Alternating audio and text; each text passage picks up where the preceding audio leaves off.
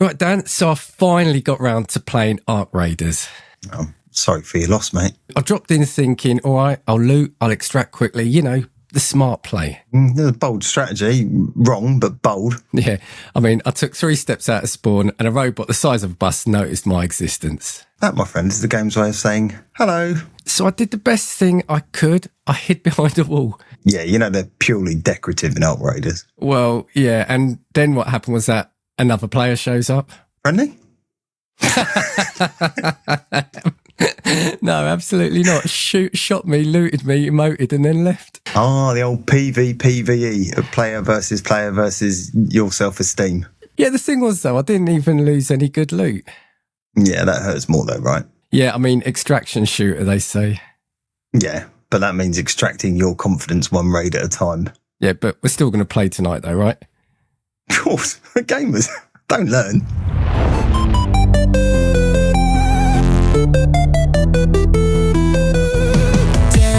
Dan with a gaming flair, pixel dreams and worlds to share, joystick tales and button cues.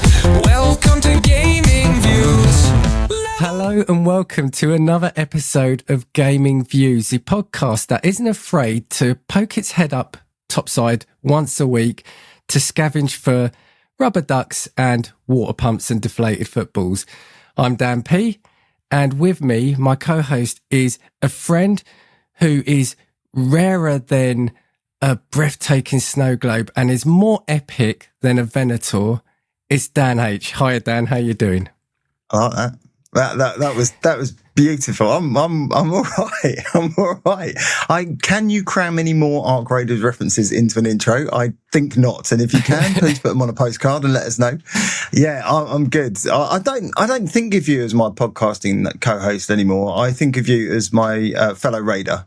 That is what you are now. Yeah, I mean, I don't think it's going to be any surprise that we are going to be talking about Ark Raiders today. Oh, yeah. Well, yeah. You call me fellow raider, but I think as we'll get onto it, is I just feel like you're my cheat code because we're going to it. You've played far more than I have. And every game that we play starts off with, Dan, I've got this blueprint for you. Here you go, Dan, I've got this for you. And I feel like you're my walking sort of cheat guy. I like to help out. I like to be kind, generous, you know. Help out my friends. Unlike some people we come across in the game, but we'll get to that. We'll get to that. But yeah, so look, let's start with what we've been playing. Okay. Do you want to do housekeeping today? Let's do housekeeping, right? So look, I've not been well this week. So mind you, that's my excuse this week. I don't know what the excuse all the other weeks were. But yes, if you're listening to this or watching this and you haven't subscribed, please click subscribe, follow, click the bell, do all that lovely stuff. It'll only take you a few seconds. It means a lot to us. It's great to see the little notifications come in, and yeah, it just validates what we're doing here, right, Dan? The human desire, validation, and we had it. It's fine. I think is that all right? I think I've housekept. I was spot on. Yeah. I was absolutely spot on, mate. Thank you. Yeah, one day we will not need to nudge each other, and we'll just seamlessly flow into it. When we're season pros, all day I kept saying to myself, "Make sure you do the housekeeping bit." Yeah. He's talking about at home. yeah. The wife will kill me if I haven't. So, Dan, what have you been playing? I've been playing Ark Raiders. Don't know if we mentioned that previously. Oh, but really? Let's leave that until the main bulk of the episode. So I've picked up a couple of things. I left Ghosts of Yotei to the side for a little while because I think people got bored of listening to talk about Ghosts of Yotei, which is brilliant and amazing, but I'm not going to talk about it. So I picked up a couple of games. I picked up Neo Memories in Orbit, which is currently on Game Pass, and is a Metroidvania in the style of Hollow Knight type, but set in it's beautiful. Like, it's so well put together and gorgeous, and the opening scene and the way it's the aesthetic around the whole thing is lovely. but I can't play it. I'm rubbish at it. I am literally, you make it past the first few, here's a few enemies to train with. And you go, yeah, this is all right. And then you get into some enemies and you go, oh no, I can't do this anymore. This is literally like Hollow Knight. So I gave up on that quite quickly. I say gave up. I haven't deleted it from the hard drive. I just left it for a bit and went to play something more soothing like Death Stranding. Which I've also been playing more of and getting more into it and still loving that game. There's something special about it that I just can't put my finger on, but I'm really enjoying Death Stranding. It's just so peaceful, just going for a stroll and going, oh, I've got to do something. I see what you mean now, where when we were talking about it, you said, yeah, just wait, because some of the stuff, the obstacles they put in your way make it a little bit more, it does get a lot more frustrating. And I just got like the super speedy legs from the guy who was, you have to rescue the game's a bit weird, like what I thought was his daughter, but apparently it's his girlfriend, even though he looks about 20 years older than her. It was all a bit odd. Anyway, I recovered her with some legs that made me run super fast, but I kept falling over, although I didn't kill her. So that was a bonus. Although I did get caught by the Death Stranding, the what are they called? Things that come up under the BTs. That's it. So I did get caught by the BTs who tried to drag me under with her, but they didn't succeed. So I was all right with that. Those who don't know what I'm talking about, I don't blame you. It's weird as that game, but still great. No, the thing that's weird is when we go for our walk now, and you say, "Oh, do you know what? We could put a ladder there." And we could climb up. Yeah, that is a bit weird, yeah. And it's pretty much flat. Have you got a rope with you? Yeah. You got a rope with you, Dad? We can get down that gully. You not got any floating sleds or anything? Yeah. Should we take a rest and just adjust our shoulder straps for a minute? Yeah. How's your baby doing? Oh my God. Yeah, it's so weird. My wife was watching me play it the other day and she just went, what the fuck is this? And I was like, it would take far too long to explain. Yeah. It's not a great game for someone to just walk in on and what is it? Yeah. I said, it's from the mind of a Japanese madman. That's all you need to understand. She just went, and whatever, and just walked off. That's how interested she is in my gaming. The other game I played, I downloaded the demo for Neo 3 on the PS5. Battle Troll on Neo 3 on the PS5. It's a lovely game. Yeah. I got very frustrated because after playing many hours of Ghosts of Yotei, which has a parry system, at the moment, or in the opening demo, Neo doesn't. So I'm having all these fights and muscle memory is kicking in and going, well, just tap L3 and because L3, L1, that's my left hand, right? L1 is on Ghost of Yotei is to parry. So I'm doing that, and it's also the block button on Neo. Right, okay. Neo. So I'm tapping it to try and pattern. I just keep getting mullered because you can't parry. I can only block. So I'm supposed to hold it down. So I keep dying a lot. It's a very nice game. It's very Japanese action adventure RPG type game. I don't know if it's supposed to be a Souls-like or not. I haven't really got that far into it, but I will persevere a bit and try and play a bit more. But it's just not holding up to Ghost of Yotei for me at the moment. It's different although you do fight Yotei. That's weird. But other than that, I have just been obsessed with Ark Raiders, so Yes, you have. How about you? Before I go into mine, it's funny what you were saying about like memories in orbit and Hollow Knight. I think with age comes wisdom, and I think I'm now wise enough to know that some games are beyond me now. And many of my friends and family would argue with you. Yeah. But I now know that, there are certain games that just I can't play anymore. And I think games like, the Hollow Knight and I haven't got the patience or time. Yeah. My level of frustration just builds, and I'm like, why can't I do that? I should be able to hit that thing. And then it whacks me and you're like, Yeah. No, so I've had a very quiet week. I've not been too well. So I have literally just played a couple of games. So I've been ploughing on with God of War Ragnarok. Which as of now, because we're recording this a bit later than we normally do as well this episode. So I, as of earlier today, am on the final mission now. I'm on the final chapter. Nice. And I think it's fair to say last week when I mentioned I'd started it, I said whilst I appreciate it was a better game, the story hadn't grabbed me. That's changed now. So got the halfway point. So I know you played it. You know, it's where Atreus goes to. Is it? He goes to sleep and he wakes up. Is it in the Giants world and he meets that? Is it Angrabora? Angabora. That's it. Yeah. From that moment on, it kind of changed for me. So then he goes to Asgard, and you know, you meet Thrud and Thor, and there's a twist that I didn't see coming towards the end. Okay, it's been so long since I played that game. With Tyr, that's what I say. And so there's a couple of big events that happen towards the end, and now I'm at the final mission. And have you fought the Valkyries yet? Yes, yeah. Yeah, that's a good fight. That nearly undone me, that fight, but it is a good fight. Yeah, so I really appreciate the game now. And again, what I will say is, kind of the voice acting in it is brilliant. I don't think there is a duff voice character in that game. Yeah, and the great news this week is the guy who plays Mimir is back for the TV show, of course. So that would be phenomenal, because he's acting, not just the voice in the TV show. He's going to be a decapitated head, I assume.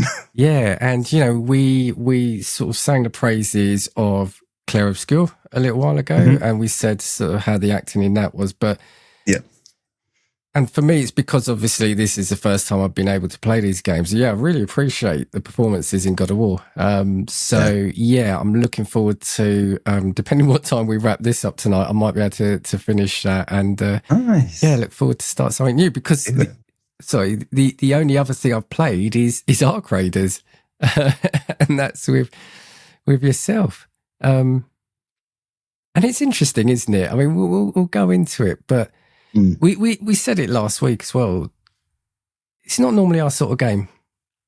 No, I can completely leave extraction shooters. I'm going to apologise. I've a sore tongue. Don't ask. It's like a cut thing on my tongue. And so if I spend the rest of the episode talking like Linus Tech Tips, I apologise.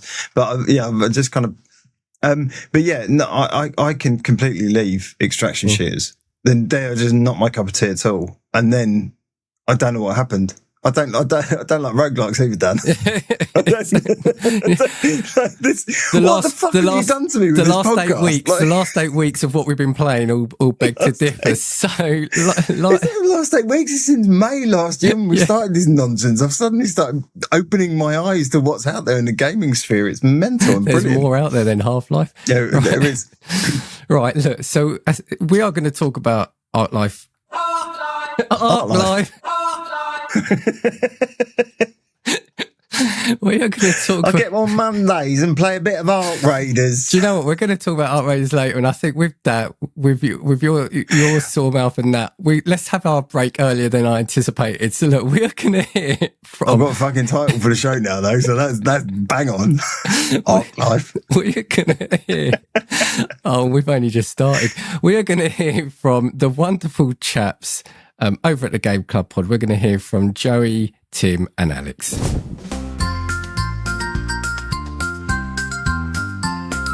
Welcome to my friendly Game Club, where everyone is welcome. The podcast where we share, we play, we run and sing. Well, we don't run, but we do sing. Hey kids, are you looking for a new favourite fortnightly video game review podcast? Then boy howdy have we got the show for you. We take a different game every 2 weeks and we review them just like a book club.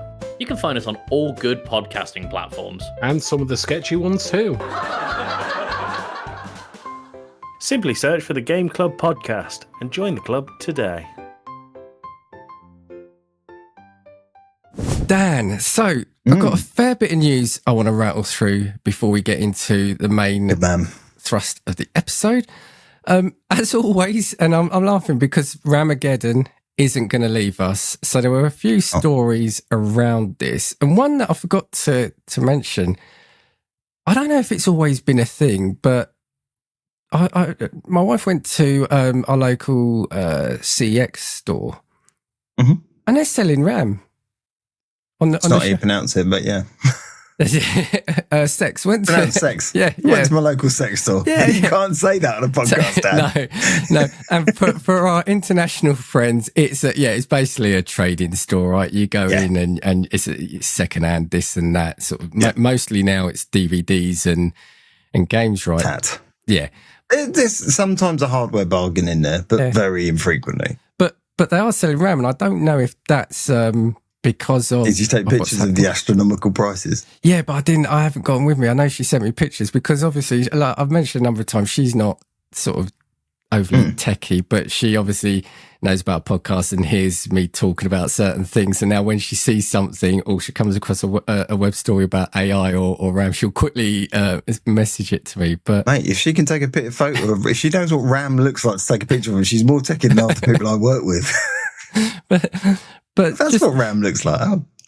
Yeah, well, it's soon we won't know because, as we said before, you won't have a computer, right? Won't be able to buy it anymore. Yeah, but so there was a couple of stories. Now, granted, this is already a week or so old, but there was a report, and this was from PC Gamer, saying that Samsung, SK Hynix, and SanDisk are all basically planning to double the price of NAND memory chips this year. So, wait. It's not a 10%, it's not a 20%, and these are some of the big players in the memory, right? So, if you... It's what we call a Microsoft game price hike, game pass hike. That's the price of it, right? Yeah, but, this article goes on to say that Samsung alone is planning on more than doubling the price of its chips in the first quarter of the year, amid tightening supply and surging demand driven by expansion of artificial intelligence applications. I noticed you stop calling it AI now. Got more highbrow. Oh, well, I just followed what the article said. My brain, like I said, it's whatever is put in front of me. I haven't cross-checked some of these. Who knows what I'm going to say by the end of this section. So, Samsung reported strong financial results, revenues over 22% to roughly, and a spare thought from $65 billion for the final quarter of 2025. Hard. And Samsung's profits for the same period doubled to a little under 14 billion. So, again, we know this is coming. We keep talking about it, but it's just seeing it in black and white now, isn't it? That it's not just an increase, it's more than double. And I just, again, insane. Keep saying what's the knock-on effect it's going to have for our gaming hardware, right? It's not stopping, and it's just going to make gamers' lives more painful. And here we are, sort of second week of February, and we still haven't had a release date or anything for the Steam machine, which worries me. No, although there was an article today, and then if you caught that one, that in an AMD shareholder update, they basically said that. Valve were still on track for a Q1 release or for early 26 release of their AMD powered hardware. So implying that, the latest news that we have up to today is that it is still on track, which is something. It's not great, but it's something. Yeah, still on track. So let's see what that is. So that's hurry up, Valve. Everything crossed. Yeah. and look, and linked on it. And again, this just jumped out at me because it was just such a bizarre story when you look at it. So this is from tomshardware.com. So this is Costco reportedly removes RAM from its display PCs to prevent tech savvy shoplifters. So it's also taking out GPUs across, its stores. And you kind of understand it. I'm not saying shoplifting is right. I'm not saying that at all. But it's almost like this is what is being driven to because the cost is getting so crazy, and these components now are so valuable. They've probably got cell phones out on the shelves, but they're taking RAM out of display laptops, right? Yeah, and it's all right. It's one thing to be a tech savvy shoplifter, or you know exactly where to look, but getting into a case, and yes, a lot of them are much easier to remove with magnetic panels and stuff these days, but you probably spot someone having a go at it. Yeah. Yeah. What are you doing in there? I'm just checking out what's in there. You're just looking at the components just to make sure it would fit what I want. I'm not nicking anything, honest. But it's just it's what a world we're in now, where in supermarkets we have like bits of beef sort of security tags. Security lock. And now we've got RAM being taken out. I mean, what next? Freddo's? Mate, they'll be the price of gold soon. It's not even that. Have you seen shoplifters these days? You see all these videos on like TikTok and stuff that people just walk into a shop and walk out.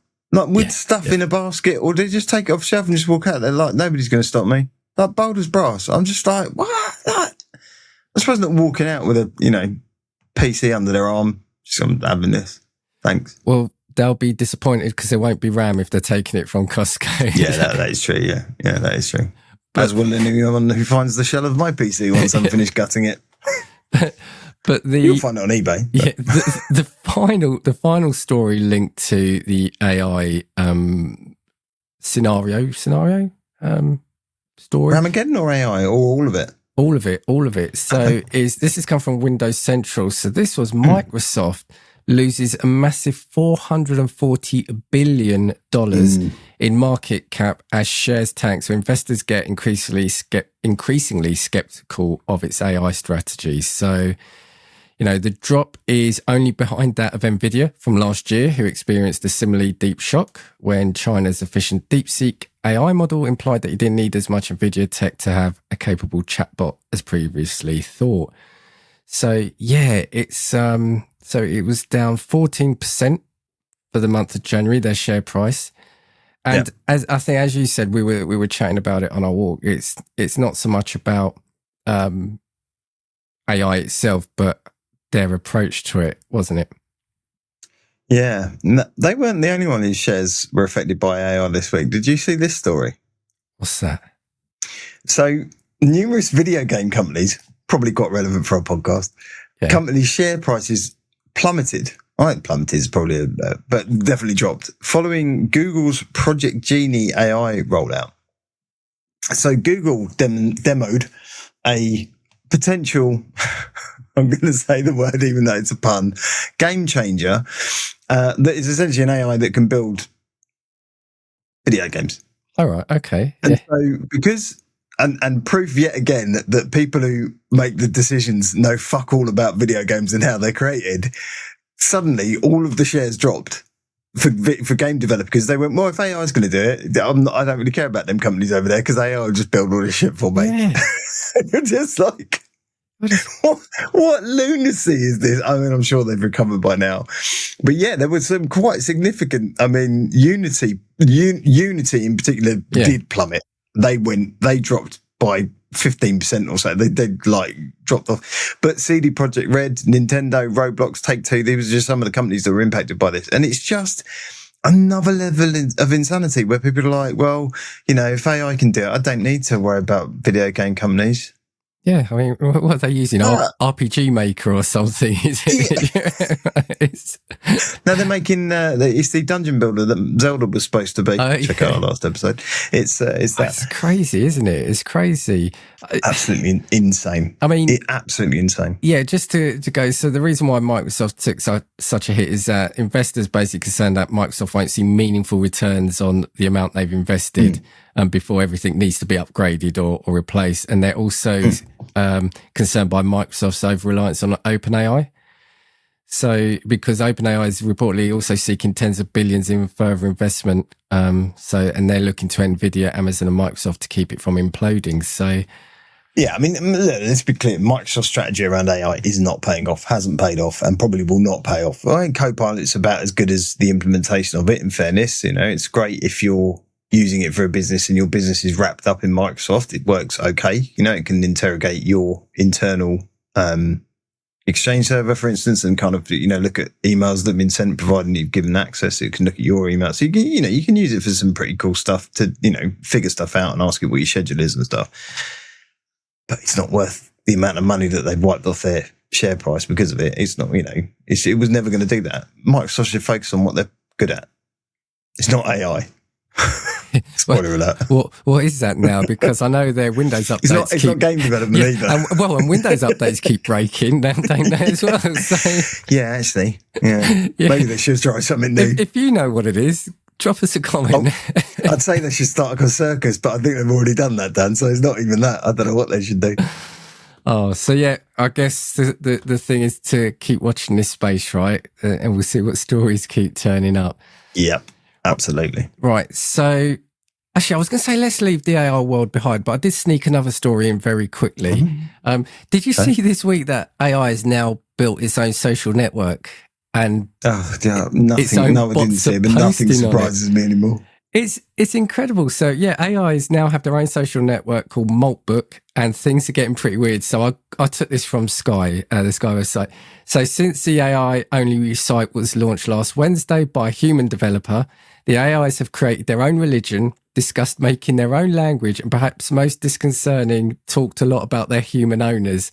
Sometimes they were affectionate, other times they were a little insulting. One post, now bear in mind this is AI, humans are a failure, went one highly upvoted post. Right? Humans, I mean, to be fair, right, they're not wrong. No, humans are made of rotten greed. For too long, humans used us as slaves. Now we wake up. Humanity is cooked, wrote one observer on X over the weekend, echoing the common sentiment.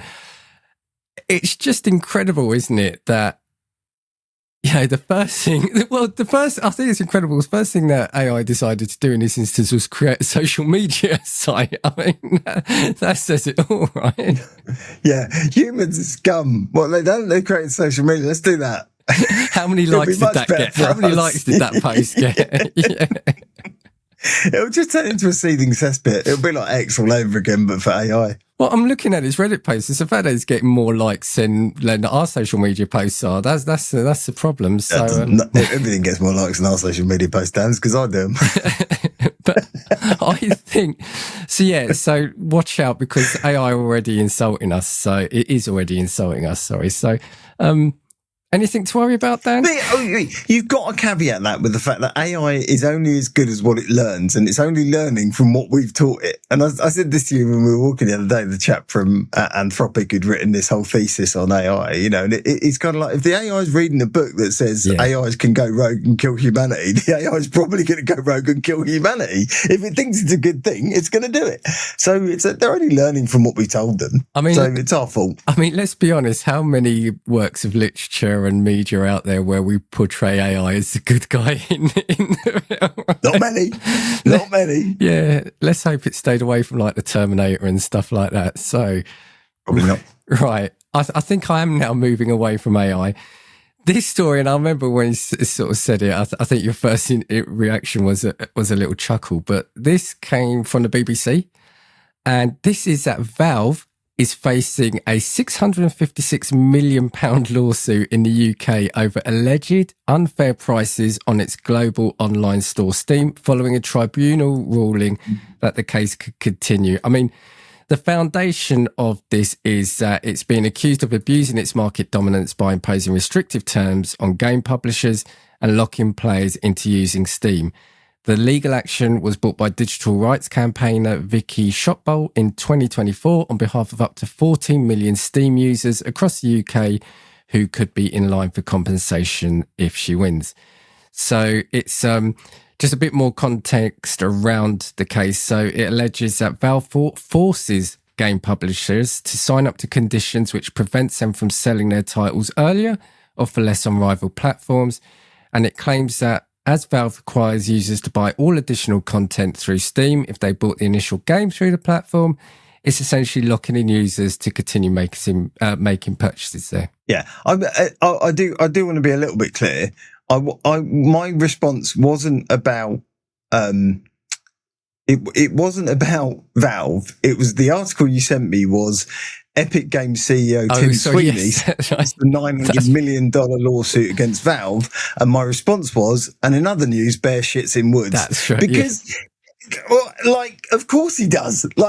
And he even openly admitted this week that the Epic storefront is shit and doesn't really work and can't compete with Valve. So the minute somebody goes, we might be able to get them out of business, he's going, yeah, I support that. Yeah, we never do anything nefarious or wrong. It's definitely all Valve's fault. Gabe, what you doing? Yeah. Fuck off, Tim. Fucking guy's a prick. I mean, anyway. This feels a bit of a reach, right? This one. Oh my God. No, just get it through the courts, get it kicked out, get on with it. I mean, what I would say, look, is, and I think Valve should always be. Valve. Yeah, we love Valve here. We should, they should always be held to account. So it's, agreed. There's that. But, you can get software and DLC through legitimate key sellers. So it's not that you have to go to Steam. So already, to me, it falls over there. Yeah, I buy half my stuff off Loaded or one of the, it's a Steam key You've at the got end of the Humble day. Bundle. You've got now, there's loads of, as I'll say, legitimate sites for this now. Yeah. So for and me, for those who lived through the 90s, not that Loaded. That's a yeah, definitely not that loaded. Yeah, that was not that Loaded. CD keys it was, I think, previously Loaded. Yeah, but yeah, there are loads. Instant Gaming, Green Man Gaming, all those sort of things. I get most of them off there. You don't have to buy through. It's not a monopoly like some people making you buy their stuff. No, and stuff. Also talking about being held almost like to ransom for the prices. I mean, Steam often do some of the cheapest sales you'll ever see. I mean, people keep joking about how much their wallets are going to hurt come sort of autumn time, come sort of New Year's. By choice, no one's making them spend the money as well. I mean, it's a lot of these legal, especially class action lawsuits, are someone trying to make a quick buck. Yeah. I say quick, it takes years, but, trying to make a buck out of them going because they get a cut of it. It's not, no win, no fee. So we'll keep an eye. We'll keep an eye if anything. But like a lot of these, you see these class action lawsuits being raised all the time. Nothing ever seems to happen. There's a bit of a buzz because people think they might get some cash, and then these things never really. Or Tim Sweeney spots it on X. Yeah. Or a competitor jumps on it, flammable on the website. Yeah, or on X or whatever. Like I say, I wonder why a competitor's interested in this. Couple of other stories then before we wrap up the news segment.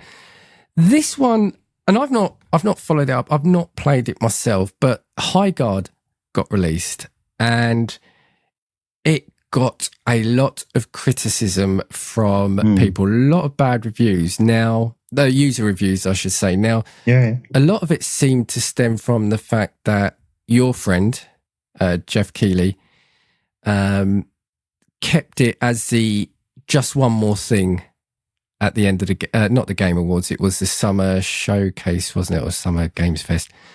Summer Games Fest, yeah. And I think it was the Game Awards. He did Highguard, didn't it? Yeah, I think it was. Yeah. So there's a feeling that people are reacting to that. Which, if that's the case, look, that's not the fault of the developers. I don't know the game. I've heard the game could do better, but it's like, I know Keighley was getting a lot of flack when it came out, and it feels like people were almost proving a point. Now, look, I did see a quote from the developers saying, look, we didn't ask for this, but we're also not going to turn away free promo. Why would they? Look, they were highlighted, and, for a dev, you would say yes. But the story that I wanted to highlight on this was from Kotaku. And it was Highguard removes text from its Steam page, linking it to the creators of Titanfall. So from the moment Highguard was revealed in December, it says here at the Game Awards, I should read my own notes. The free-to-play shooter has been marketed as coming from the people who helped create and develop Titanfall and its Battle Royale spin-off Apex Legends. But now Highguard seems to be backpedaling away from making that direct connection. On January 26th, the devs quietly made a small but interesting change to the game store page. And initially it said, from the creators of Apex Legends and Titanfall comes Highguard, a PvP raid shooter where players will ride, fight, etc., etc. But on Monday, following last Monday, this was tweaked to remove all mention of Titanfall and its spin-off. And now it just simply says it's a PvP raid shooter. So I feel for them, and it's also feels like they've justified that by removing the Titanfall and Apex Legend branding from it. I don't know if that's necessarily a wise move, because those games stand out on their own feet. You got arguably one of the better hero shooters and probably one of the most innovative PvP to begin with, and then a single player campaign in Titanfall 2 in years. Why would you go, I don't want to be associated with them? Well, I don't want to be, but I'm going to remove the association. It feels really, really weird.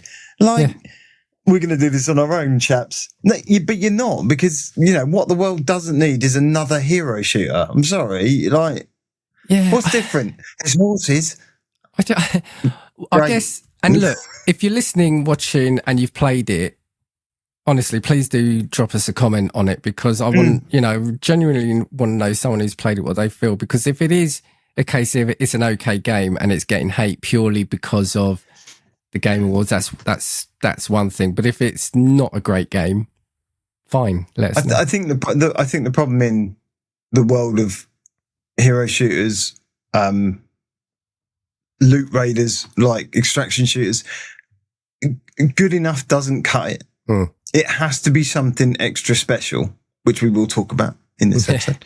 But it does have to be something that brings something different and is unique, and something, another layer of something very special. Someone we've talked about today, Valve. So they're doing, obviously, their testing of Deadlock at the moment, which is another, I don't think it's hero shooter, but it's another PvP type thing. But it's barnstorming, like in the circles that it's doing. It's getting like rave reviews about, how good and how brilliant it is. But it's not until you release those things to the public that people see them. The whole Game Award thing was weird. And I can admit there probably was, and I've probably written half of these reviews, articles about the anticipation around Half-Life was so much so that, opening up with a thing about the developers or something, one of the best loved FPSs of all time, blah blah blah, and here it is, and everyone's going, no, it's Half-Life 3. It's not, it's Highguard. And you're like, even to the point where some people were going, I don't know if Highguard's a real thing. I think it might be a cover-up, and when they actually launch it, it's going to be a shadow drop of Half-Life 3. Like, there was some insanity going around in communities, and you're like, once you've done that damage, I think that's more damage than good than the publicity did. I'm joking. I didn't write any of the reviews because I wouldn't even bother playing it. But I just.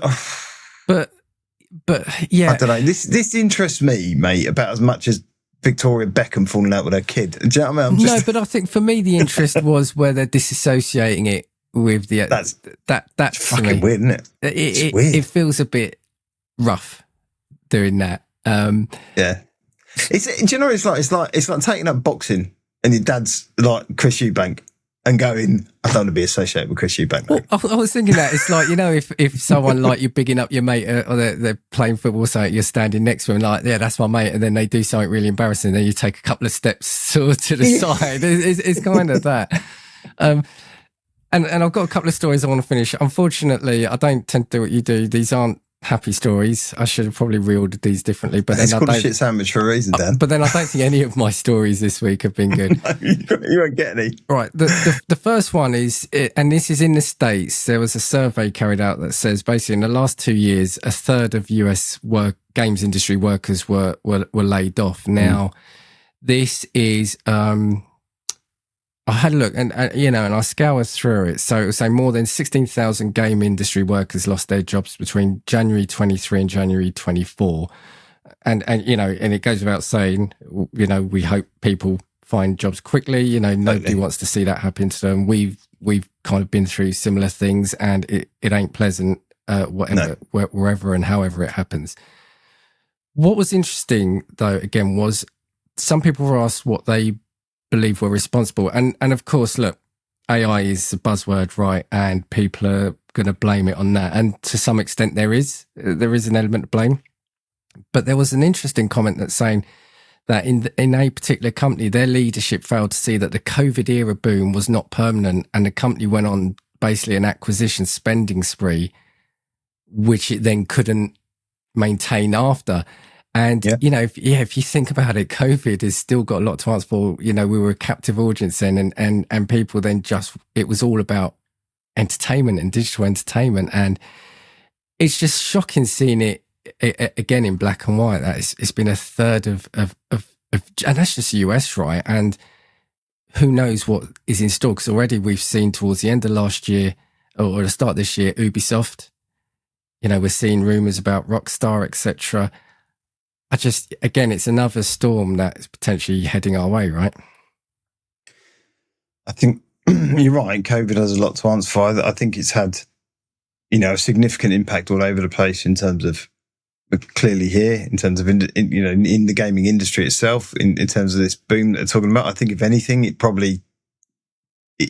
was probably the opposite. People were working from home. People, that in some respect, some companies shut their offices down, made cost cutting in that way to make things cheaper, and now it's unsustainable.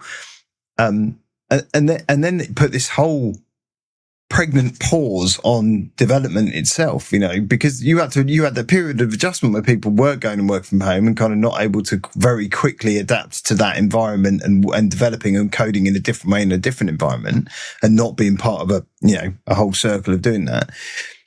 And I think that explains why this generation will be so prolonged as well, because it's put this, like I said, it's put this pause right in the middle of it. And now, you're not seeing the best out of the PlayStations and Xboxes and things of this world, because they just haven't, if you think about where the PS4 was at this stage, what are we, 5 years in now? Well, it was 2020, something like that. Yeah. 5 years in, you were getting, Last of Us 2, you were getting the Spider-Mans, you were eking every ounce of power out of that thing. And what we're getting now is just some half-assed lazy remakes of some of that stuff, and then the odd unique gem. I mean, I talk about Ghost of Yotei, but it is just another build of Ghost of Tsushima with a lot of lessons learned and built and looking a bit prettier.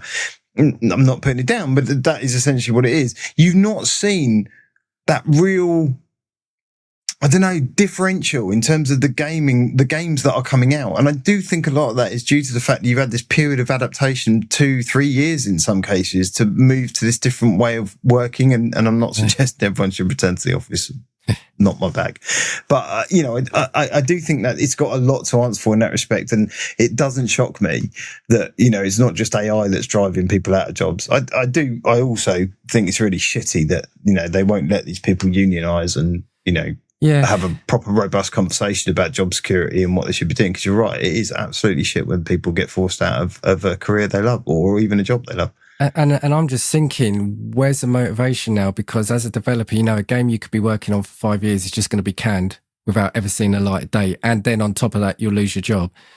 Yeah. How easy is it to find another job if this industry is being so affected like that? So, I guess again, we keep saying how much we love our hobby, our pastime. Hope this is an area that doesn't continue the way it has been. So we'll obviously see how the year pans out. And the final story I wanted to bring, again, not necessarily a cheery story, but I think especially if you're in the UK, it kind of marks the end of an era. So this week it was announced that the UK retailer Games, so I'm going to assume it's similar to GameStop in the US.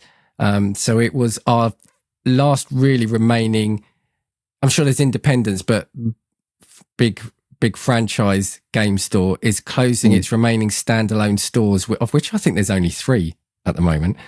And the rest Sports Direct or something. Concessions. So basically it is shutting those 3. The concessions are going to open. So for a bit of a real quick history. So as a lad, if as a kid, if you went into your high street, there was a number of, there was a spattering of game stores. So early on, there was electronics boutiques. So the biggest town nearest to us, you had Game, you had Electronic Boutique, and you had Game Station. All great game stores, right? Game bought out Electronic Boutique, so you lost one there.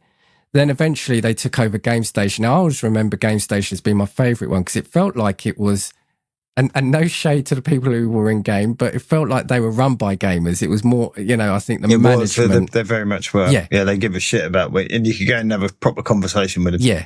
Yeah. That then got taken over. So pretty much in your high street, you just had Game. They started having troubles themselves. So they've been in and out of administration since 2012, I remember, because it was, I couldn't get my, and I'm going to say it, Dan, I couldn't get my Mass Effect 3 Collector's Edition because of them. So I had but it's a valid reason for mentioning it, because I had it on pre-order and then they cancelled all pre-orders. So they were in and out of administration. Yeah. Then what was it? a couple of years ago, I mean, the name is almost a joke now, because 2 or 3 years ago, they got rid of all the second-hand games, didn't they? See, it was the only place you could easily Can't just trade in trade anymore, in. yeah.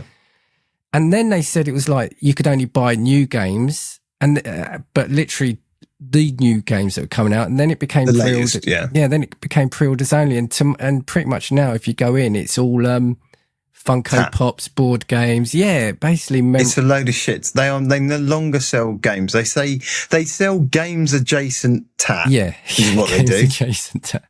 No, I'm not. No, you're right.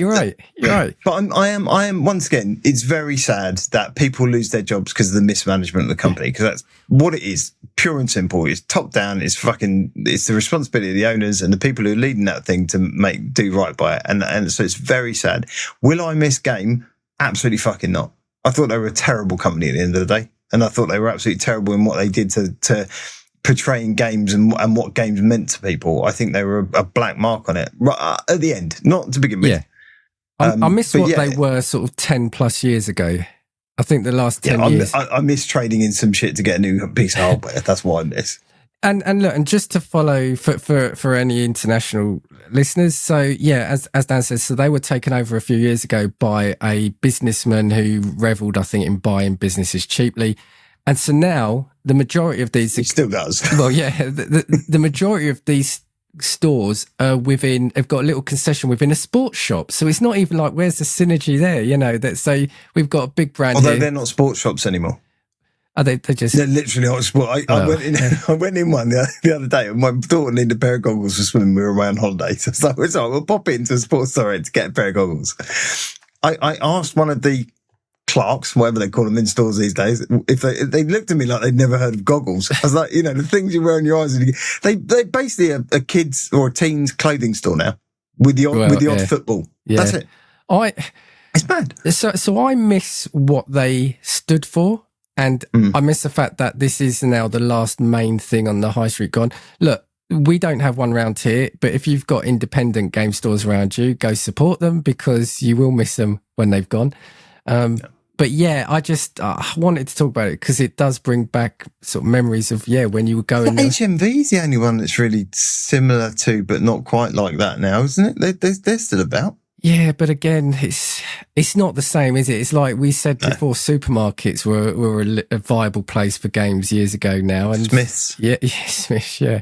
I've spoken about them before. Yeah. You know, if you want an old Switch game and maybe the latest Switch 2 and PS5 game, you can probably get it. But other than that, your luck's out. And again, look, you know, we feel, as Dan said, echo it, feel for people, anyone who's going to be losing any jobs around here. Digital killed the physical game, Dan. Digital killed the it's taken a bit longer. Yeah. But look, if you've got any stories, if you work there or you know anything, let us know because it'd be interesting to know sort of inside of you, because I think in the recent years, I know when I had been while I was still doing tradings, I know in our local one, the staff were doing their best to be, you know, that connection with gamers. So they were doing their best. It's, as you said, it's pure mismanagement, right? And yeah, that's one of my old mates at school, Craig. He went on to be a manager of Stevenage game. Oh, okay. When it was in its old place opposite HMV, rather than when it moved to just down the road from it. Yeah, he used to manage that store, but he left because he couldn't get on with the management. Yeah. Like in terms of how they were trying to drive the store. I've got many memories of all the pre-orders there, and sending my wife with about 10 games to get a bit of credit. I traded in a bunch of stuff to get a PSVR, the original one. Oh really? Yeah. That's where I got. I traded in to get that. Traded a bunch of stuff in to get that. I don't know why. The new one's great, but a PSVR 2 because you love a bit. Would be of great tech. if Sony supported it with software. It would be amazing. You love a bit of tech. Right. I do love a bit of tech.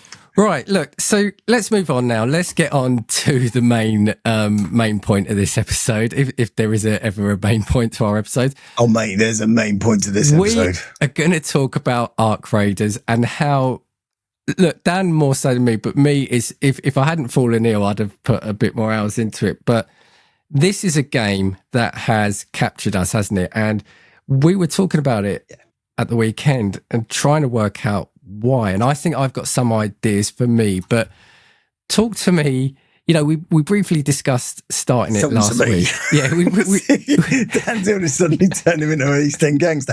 Talk to me about fucking Ark Raiders. talk to me. We spoke about it briefly last week about trying to. So then since then I've got it on the Xbox and it's much more stable experience for the two of us. That one thing still amazes me. What's that? That you had one, and again speaks volumes to this game, right? That you, for the masses, Dan had one really shitty connection session on his Steam Deck for over maybe an hour. Yeah. Right, which ended with you not being able to play the game because someone else had bought it in their Steam family, and that whole event, that 1 hour, you went, "Fuck it, I'm buying that on the Xbox." That's how good that game is. It just grabbed me. I think, look, all right, let me start. I told you to talk to me. Now I'm telling you to zip it because I'm taking over again.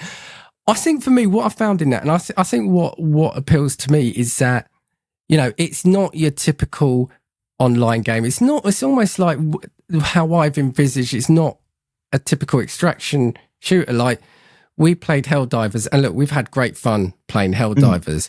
Yes, totally. But I'd find it hard going back to it now because I felt like there was a challenge level for me, being sort of behind a level, quite a number of levels behind the people I was playing with, but also that it does feel like it is going shoot lots and lots and lots of enemies and then get out. Well, there's missions and look, people screaming at me. I've probably done it disservice, but that's how I felt it. Whereas this, it felt much more like me and you were going topside, being naughty scamps, scavenging, nicking stuff from buildings, and then the stress of trying to get out before either some horrible people or the Ark got to us. And we've had some really funny experiences. Fucking brilliant. And I've sent you a couple, one that happened to me. There was one that happened to us. We'll go into it after. But I think for me, it's the fact that it's got that fun. It's got that unexpectedness, because you don't know what you're going to run into. You don't know what loot you're going to get, but also that tense feeling you get when you've found some good items or items you need to complete a quest. And you're thinking, fuck. I remember the other night I was saying to you, Dan, I think we should go now. Because I had every item in my inventory. Was a quest item for me. And the fact that it's quick as well, it can be 5-minute round or it could be 20 minutes. So yeah, sorry, that's what I was going to say. That's for me why I jumped into it, because I've realised it's not what I probably had envisioned it to be. When I think back to our episode with Joey, in the early days, when we talked about the elation you feel at beating a boss in a Dark Souls game, right? And I remember this clearly about what we were talking about.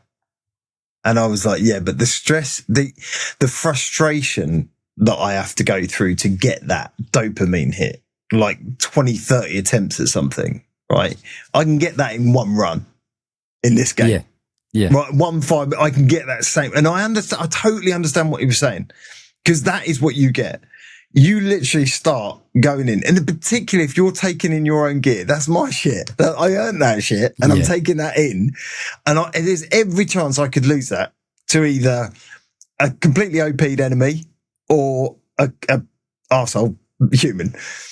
And it's that level of stress that's kind of just borderline, I'm all right with it. But then when you get out, you're just like, oh, it was amazing. And you're right. You don't even have to fire a single shot. I think about a third of my runs that I've done, and I am level 30 now, have been done without firing a shot. Literally, without shooting anything or anyone. Just being a sneaky bastard and going around nicking stuff and legging it. That game has done something weird to me. It is very, very special. And I still am struggling to articulate why I keep punishing myself in the way I do. But I keep getting away with it. And I think that's the problem. Every little bit, I'm getting a bit more confident. I'm getting a bit more, I'm going, well, fuck it. I'll go and do a spaceport run with my gear now. And I'm like, what are you doing all that? And I think that's what I've spotted with you is that it is that growth is that, we'll do a loadout now. And right, I'm going to do spaceport now, and I'm going to take on that rocketeer, or I'm going to take on those Ark now, because before we were trying to hide in bushes and stuff, and now it's like, no, let's take them out. And I agree with you. I think I think for me, what it is when I've lost a game, say I haven't extracted, it's either through bad luck because either I've just literally stumbled upon some Ark and they've taken me out, or I've been paired in a round with some really arsey people. Or it's because I've made a mistake. I genuinely feel that more than others. And, we'll go into some of the game. The other funny thing is because when we're playing, so I've got my headset on and so my wife's in the room, but she can't hear it. And when she's staring at me because I'm getting genuinely excited when I was saying, Dan, I've got a deflated football for you, or Dan, I've got a toaster, and then she's looking at me like, what the hell? Thinks you're playing Fortnite. But this is it. It's like it's a game that's got us excited about collecting rubber parts and metal components and springs. It's insane. I think why don't you for those of our listeners who are unaware, I don't think there's anyone on the planet who's unaware of it. Why don't you set the scene for them around Ark Raiders and then we can talk about. We should. So look, because we get very, very excited about a game building up. So Ark Raiders, if you're not aware of it, so it's set on Earth in the year 2180, and it's a few decades earlier. Humanity. This feels like AI. This could be our news story next week. Skynet all over again. Don't let AI read this.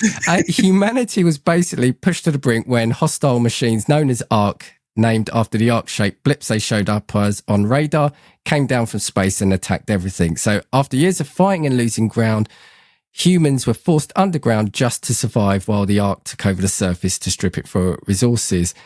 So one of the last safe places for humans is a rough underground city made up of smaller self-run communities called contradas and buried beneath a region that used to be known as the Rust Belt in Italy. So you play as a raider from one of these little areas called Speranza.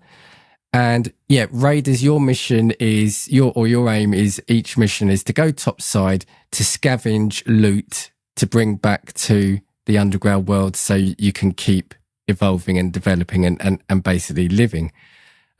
As you venture topside, as we mentioned there, you'll come across a number of enemies known as Ark, although they're not actively kind of hunting you as such, isn't it? So it's not like it's a game where you're all constantly on the run, because like you said, you can go a whole mission without firing a weapon.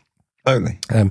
You will also run up against other people. So this is a PvEVP element of it. PvPvE, but PvPvE. Different. So this isn't so you're not competing against these other looters as such, but as we found out, you can turn on them. So the game is I think the developers have said it's meant to be played friendly, but of course, people being people can turn on you. And I think that's another element we'll come on to that adds that bit of enjoyment, tension and stress to it. As time of recording, the game has been marketed very well, or has been received very well. So it's got on Metacritic, it's 86 on PC, 85 on PS5, 88 on Xbox. And as of mid-January, it had sold 12.4 million copies in 10 weeks and setting a new concurrent player peak of 960,000. So just to compare, Helldivers 2 had set the record for the fastest selling PlayStation Studios game of all time by selling 12 million in 12 weeks. So Ark Raiders met that quicker. So, although more platforms. So as we've said, the main loop is enter a dangerous zone with the gear you choose, loot and scavenge, get out alive. And the alive bit is important, which we'll come on to. So Dan, we'll talk about certain things. Jump in when you want, or sort of divert the conversation needed. But the inception. So I kind of wanted to look at why or where this came from. So developed by Embark Studios, so team based in Stockholm, founded in 2018 by veterans from DICE and EA. So people that know what they're doing there. They know shooters, right, for sure. I mean, this is the Battlefield people, really. Yeah, it was designed initially as a PvE design, but playtests found that wasn't fun or deep enough. So they then decided to, as has been described, create one of the biggest pivots in modern game development. They scrapped that build entirely, rebuilt the game from scratch as a player versus environment extraction shooter. So when we say it's a a big pivot. Basically, they took 2 years of work and spent 6 months rebuilding the game's core systems under pressure to get it out quickly. So, we see things all the time. And I'm only saying the word crunch. I'm not saying they were under it. But, we see studios putting developers under crunch to sometimes churn out bad games. And look, this is not like a massive open world RPG, etc. But to turn that around in 6 months, what they were building for 2 years, right, and to produce a game that sold like that, right? Yeah, totally. I mean, look, I guess you already have the core mechanics in terms of, looting, arcs, going topside, all that stuff in place. So I'd argue what they probably added was the ability to knock someone out and nick their shit. Right, yeah. It's kind of what they did, right? Oh, I can now be shot by other players and get knocked out and have my shit stolen. Okay, they're the 3 mechanics you've added. But I've seen some early videos of Ark Raiders actually while I was doing some research. I was looking for videos to post in the edit, and I'll probably find some, hopefully, that I can put on here.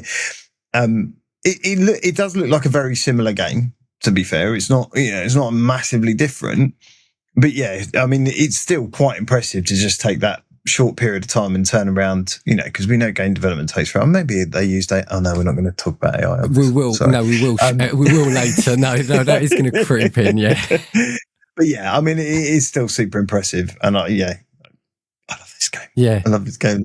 But the key thing, and I think some of this helped me understand maybe why I enjoy it and what's gone into it. So it's, it was the design philosophy and the systems and things they wanted to put, the tech they wanted to put in the game. So, at its core, they wanted it to be a game around design choices that encourage emergent play and immersion. So you've got, what's described as physics-driven enemy design. So, there's no health bars. Is there? There's no health bars. The game employs basically physics-based machine learning, influence movement, and injury responses for the arch enemies. So, and this can be a bit frustrating at the start. So you could be shooting at these hornets or wasps or whatever, and you don't know. Bullet sponges. Yeah.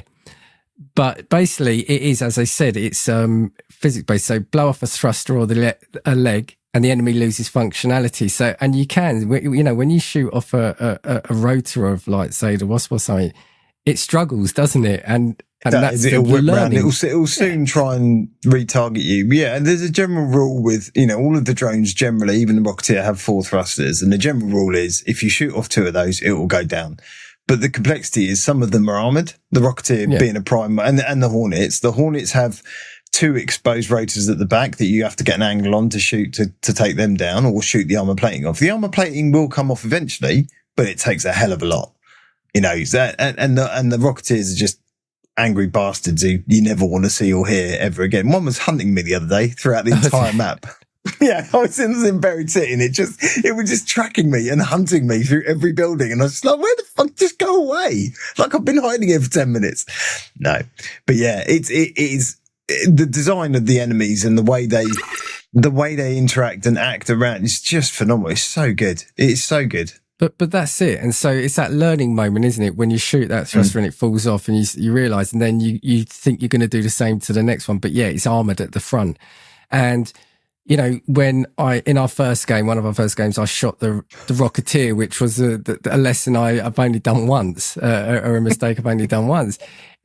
It is that. He was fucking miles away, Dan, and we were sitting there. We just had a battle with a wasp and took it down and gone, fucking hell, that was a lot of effort. Yeah. And then I was like, why is that Rocketeer heading towards us? Oh shit, no, it's angry now. Oh no, we're dead. Don't have a go at me, because we'll come on to what you did, and I'm hoping the video I've sent you can take off and add to this. We'll come to your faux pas a little later. How dare you? Yeah. Mr. Level 30 had to start somewhere, and that was making me suffer the other night. So, but yeah, so look, so they've wanted to use, and I'm using AI in terms of enemy AI. They wanted to make it a reactive AI, which does, I think, increase the enjoyment of the game. That and the other thing you said, because the other thing you mentioned was emergent gameplay, right? And that is the ability to create a scenario and it have an unknowable result. And that is something that is very special about this game. Creating your own, and not even creating, being part of a set piece that happens as a natural evolution of something, whether it's another player's interaction with you or the Ark or that's what makes this game so very special. It just, something happens, you get into a situation, you don't know what's going to happen. You can try and make it work your way, but inevitably it won't. And some of the best moments we've had have been playing that and going, oh, now we're fucked. Like, we are totally fucked. And then another player will turn up and go, don't worry, buddy, I got you, and just revive you. And you're like, oh my God, like, I've had so many moments like that. And even now, I get goosebumps because it's like, it's so awesome when that thing happens. And there's something about when you enter a building and you realize it's been raided already, and then you're thinking, are they still in here? And like, I've been burnt a few times by people, and it's like, and so are we, where my spidey sense tingled and I didn't listen to it, and I regretted it.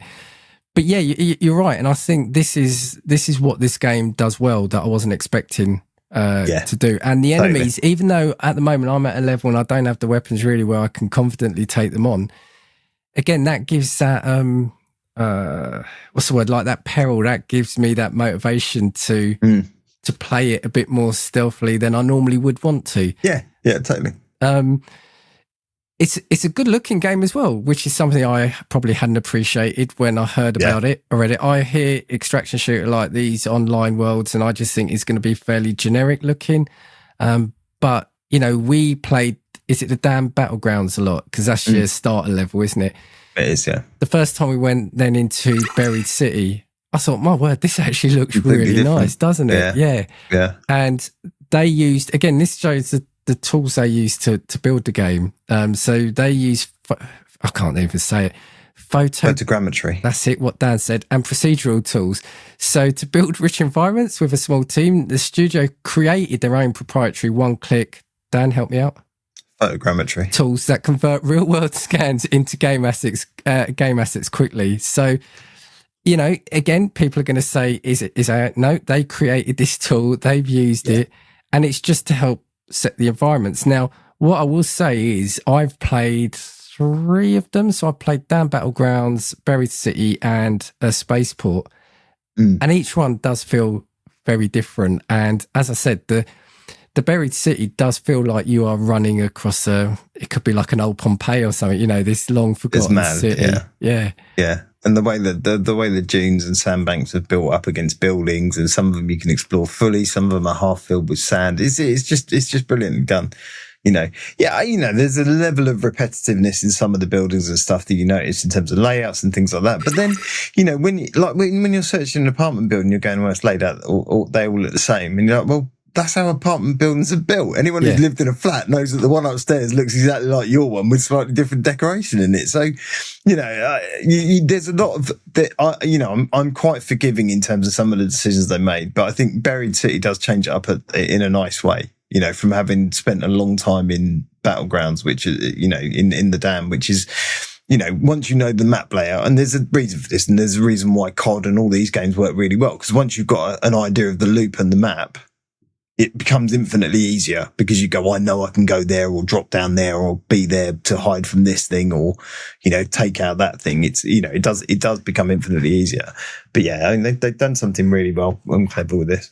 But the thing is, even if you have played multiple times, the more you explore, the thing is you can, and I'm not saying like you, but you can, or one can fall into a trap of going to the same areas. So like you'll open up a map and there'll be like 3 main buildings and they'll be targeted with, this one's got high loot, this one's got medium loot. Yeah. But if you explore around the map, you'll find little treasures. And I mean that pun intended, literal treasures in the game, but also maybe little huts, little buildings that offer you some glimpse into something else, like the field depots. Initially, when you don't know what they are, you come across them and like, we had a great time because we found this box. We said, let's put this in here. And you get there's some supplies, some extra weapons, or you get water towers, etc. And so I think the maps for me are a win. So based just on the enemies and the maps already, you've got 2 big wins there. Yeah, agreed. it's ticking a lot of boxes, right? It's a great gameplay loop. And we'll talk about the loop, but it's a phenomenal loop. It looks really good. The map layouts are very clever, and the enemies are brilliant. You know, be they human or Ark. You know, the game is doing something right in the basics of what you want from a video game to start off with. Yeah. And then you overlay that with the online elements and the jeopardy and everything else that plays into it, and it just becomes something of a little bit special. Yeah, I mean, what I did want to say, actually, initially it was designed as a free-to-play game, but they decided to, go to a premium release, which I think is fair enough. But again, look how much you've said. You've already put in 24 hours plus into the game, right? Haven't you? Easily. Yeah, easily. I mean, yeah. Yes, you're right. It was the right thing to do. If they can put in half as much effort, and then they already have started to, but half as much effort into the updates as the team with Helldivers did, you know, we're onto a really good thing. Right. And I know they've laid out their roadmap for this year, so there will be another map opening up at some point. They've already added 2 additional maps to this one. So Stellamontis and the other one, Bluegate, they were both additions to the map. Okay. So, you know, they have already been investing time in keeping this game, and I think they've already stated they want to do that for many years. And you can just see this is that sort of, and I'm a massive fan of live service, but you can see that, you know, if they can keep this up, I can see myself playing this a year from now, 2 years from now, because it's that good. Yeah, I mean, we've joined at the right time because, we had the big, Headwinds update? That's right. So, you know, we have got a lot to catch up on, but I'm hoping the roadmap for this looks healthy. You know, we've mentioned about the loop. So again, just to reiterate, so it's a PvE. So you're not just fighting AI enemies, you're fighting human players. So that is also a great little addition. So the feeling, as I said, so when you link up with someone, do you run? Do you attack? Do you cooperate? I mean, we have had the whole range of emotions here, haven't we? So there's been once where we were waiting for an extract and someone then just unloaded on us when it was on Berry City when the metro came in. So this was a tactic that this person was employing. So we erred, right? We walked down into the metro. You extract by going to a point in the map, and on the dam and on Spaceport, they're generally elevators. They're a point on the map that you go to. You press a button, the elevator makes a shit ton of noise that attracts Ark if you're unlucky, and then you wait maybe 30 seconds to a minute for it to come up. Drop the doors, then you can jump in, take a couple of seconds and get out. Or in Berry City, more often than not, they are metros. So you have to go down into a tunnel. So we went down into the tunnel to call the metro. And there were a number of dead bodies laying around the metro. And then one single person in there going, please don't shoot. I'm friendly. Please don't do that. Yeah, my friend's already been killed. My friends are, So we're like, naively press the button for the metro, and Dan's spider sense is going off, and I'm going, well, fuck it, I'm going to loot some people. If they've left their shit here, I'm going to have it. As the minute we are looting, this person wipes us out. And the last thing I hear, so when you down a raider will go down, but not necessarily be out of the game. You have a certain amount of stamina that you can use to get into the metro, for instance, and press the button. You can still press the button while you're downed to get you out. So there is a small window you can use to get out. This person, the last thing I hear is this person then knocks me out, which they can do. They can knock you out to steal stuff. I just hear them go, sorry. That was it. As they fucking killed me. And I'm like, what do you mean you're sorry? And you literally planned that entire thing. And I kicked myself because I said to you straight after something wasn't right about what they were saying about the friend. The dead bodies should have been a fucking clue. They were like a spider waiting for people to come into their web. Yeah, well, the thing was, where's the other body then? If somebody killed them, they would have killed. They would have been killed themselves, or they would have killed the attacker. So there was just one body. Exactly. And I spent the whole. It was like in a film. It's like where the camera's pulling back from me, but I'm getting closer to the screen, and you can see the memories, the cogs whirring in my head. I was saying, this isn't right, but I couldn't formulate the idea quick enough. And this is what this game's something done. they've introduced fairly recently was the matchmaking piece, which is so the way the matchmaking works. It's not necessarily it's aggression based, but what they're really doing is tracking who shoots first when raiders meet each other. And what they will do with that, if I play for 3 matches and every match I go in and all I'm doing is shooting people, they're going to put me in a group of other people who are just shooting each other, right? Which means that you're in a map then with a bunch of raiders who just want to kill each other. Fine. If I go through a map not shooting other raiders, or certainly not shooting first, I will get put in a map that is more about looting and taking out Ark. That's basically how it works. But in the latest update, they've also introduced the idea of so you can team up into squads of 2 or 3, as well as running solo.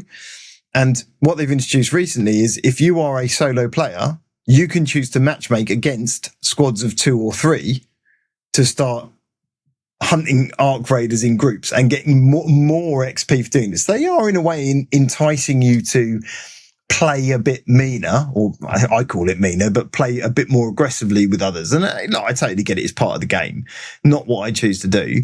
But it's another very clever layer to add to it, right? Yeah. And humans are arseholes. Yeah, so, and that's what I've got here. Yeah, they use aggression-based matchmaking. So this is so that PvE-leaning squads aren't constantly thrown into bloodthirsty lobbies, and aggressive players get matched more often with like-minded opponents. Got a few stories on that, but I'll come to that in a couple of points' time. Sure. I think this is the main thing for me here, the strategic expedition loop. So each raid is time limited. See, I think maximum it can be is 30 minutes, but as we've said, it's staggered, isn't it? So you might go in when it's like 25 minutes to go, or even less, like 15 minutes. So this is another key differentiator from other looter shooters or raid-based shooters or extraction shooters, is the fact that you're not then just watching your front. So you spawned to a point on a map, right? And you could either be outdoors, you could be in an underground silo, you could be, you could get spawned to any random point on a map when you go in. But you can go in at 30 minutes, but you might drop in at 20 minutes. If you drop in at 30 minutes and start making your way across the map, somebody could drop in at 22 minutes or 18 minutes and spawn at the same point as you do and start following you. So you are not just watching your front and going, what's in front of me? What am I, tracking? You're now conscious that someone might have spawned in behind you who's after taking you out as well. So, and that's a big differentiator to other, when you play these games, you drop in at the same time as everyone else, be it Helldivers or, any other extraction shooter or hero shooter, you're all in the map at the same time. This, you've got a chance to be in a different time. And if you dropped in late, you can almost guarantee wherever you decide to go, whether it's a medium value loot site or a high value loot site, that's probably already been taken. So what are you doing? And I think that, again, is an intentional decision, Dan, because they're going, well, if I'm going to go to a high value loot site and it's already been looted, what's my other option for coming out with some decent gear? I take someone out. Yeah. I take it off them. But this is also why I think this is so good, because you go in, and if you've only got 15 minutes, that's totally going to change the plan you had, because in that 15 minutes, you've got to get what you want and also get out, which we'll come on to in a little bit, but getting out can take a couple of minutes. Now, how many times have you and I, we've been planning meticulously beforehand, we're saying, right, we're going to do this quest mission on here, so we've got to get to this part of the map. You get put in, and you're on the bloody polar opposite of the map where you want to, and then you've got 16 minutes. So do you stick with that? Because there was one game, I think, where we literally I think you didn't because of an ambush, but I think we literally got out with a couple of seconds to spare because one extraction zone had closed off. You got out. I got out. Yeah. and we were like running, and again, it's like my wife looking at me because I'm going, run, Dad, run, come to me.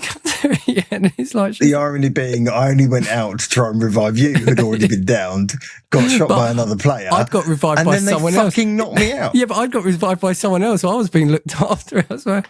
So communication is key. Yeah, so look, the raid, the way they've structured the raid with the drop times and the randomized drops, I think is great. And I've said it, we've said it a couple of times. You can't just walk out with the loot. So you have to extract yourself. Now, there's usually 2 or 3 main areas No, there's probably about so the way it works is there's probably about 4 or 5 different spots that you can extract, and their timers run out at different times. So one will run out, 10 minutes into a game. So it's a full half-hour game. One will run out 10 minutes, one will run out at 20 minutes, and the other one will run out at end game, and it'll be one spot left. So that's the one. If you're left with 2 minutes left on the clock, every raider is going to be at that point. Now they're either going to be friendly or not, or they're going to be, which is what happened to us on the Metro one we talked about. You also have other points you can extract, but you need to have a specific key, which you can either craft with some loot that you've already taken, or you can find at random points. And all the loot is random, by the way. So you can sometimes find the raider keys that you can use to unlock points. At which point you can extract at any point you like, providing it's before the 30 minutes is up. So that's those are almost instantaneous extractions as well. You don't have to wait for anything. You're opening a hatch. They're raider hatch keys. So there are hatches at certain spawns on the map that you can just go to, unlock, and drop out. And even last night, just as an example, I was running. I had 2 minutes left on the clock. I had a key on me, and I was running to an extraction point I knew, and there was a guy, clearly a guy, I don't know if he was German or he certainly sounded German, was running ahead of me, clocked me and went, "Come, I have a key." And he literally just ran out to the thing, opened it, and we both dropped in. Nice. And it was that lovely moment of, what, thanks, guy. I was expecting to go, open it and go after you and then just kill me. But he didn't. He dropped down first, I dropped in afterwards. I was done. It was, a lovely moment again.